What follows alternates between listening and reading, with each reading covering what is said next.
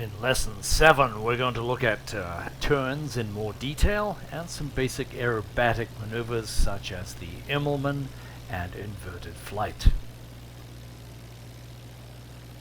Up to this point I have not mentioned the use of the rudder in a turn. We have used the ailerons to roll us into an angle of bank, and we have used the elevators to control the pitch to control the speed in the turn. So why do we need to use the rudder? Well, there are a lot of aerodynamic forces at play as we go into a turn. Anytime we are flying, we want to reduce drag as much as possible, otherwise we lose speed. To keep it simple, let's just say that anytime an aircraft is in a turn, we will apply some rudder in the direction of the turn. In this clip you can just see the rudder moving. Going into right-hand turn, it's a slight right rudder. And we maintain that input right the way through the turn and take it off when we level off. Let's take a look at skidding and slipping. Think of a skidding turn as us allowing the back end of the airplane to slew around the corner out of control like this car. Applying the proper left rudder input in this left turn will solve that problem. And that will help us follow the blue line, which is the arc of the turn, for the duration. A slipping turn occurs when the tail is slipping or falling down inside the turn. And in both cases, it's because of a poor entry into the turn itself. The rudder is a very powerful control. Watch what happens here when I apply full right rudder and full left rudder in the turn. You can see the nose pop up on the horizon and then drop down. And then it comes under control as I centralize the rudder. And then apply the correct amount of rudder for the turn. And the cockpit view, full right rudder, full left rudder,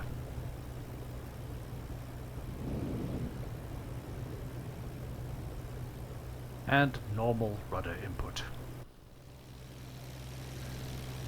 So do you need more rudder in a steeper turn than a shallow one? Absolutely. But then you say, well, how much do we need? I can tell you that very simply. I don't know. Because in 1917 they didn't have an effective instrument which would tell them whether they were slipping or skidding. The takeaway from this is that you know that you need to apply some rudder input going into the turn and maintaining it throughout the turn until you come back to level. In a roll, for example, you'll be constantly making minor adjustments to your rudder input. Alright, let's take a look at the Immelmann or top roll maneuver. In lesson 6 we looked at a maneuver called the split S. So this entails rolling over onto your back and then diving down smoothly through a loop back in the same direction that you came from. Now an Immelmann is exactly the same except completely opposite. Instead of rolling over and diving down, you're going to climb up and at the top of the loop then you're going to roll over and go back in the same direction. Of course, your goal is to try to be at a higher altitude than you started out at. But you're limited by the performance of your aircraft.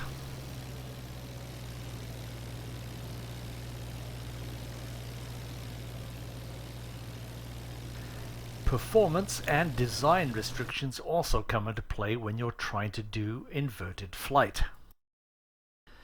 And by inverted flight, I mean sustained inverted flight. Notice the attitude of the nose above the horizon to keep it in level flight.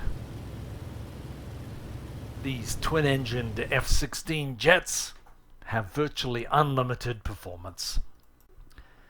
It allows them to sustain almost any aerobatic maneuver. But if you're flying an SE-5 or a Fowls D3, you were born 100 years too early. We've covered a lot of stuff here.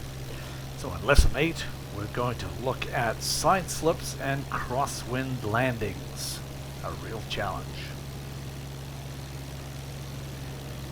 If you've enjoyed this video and get some value out of it, please leave a comment and subscribe and like and all those usual things.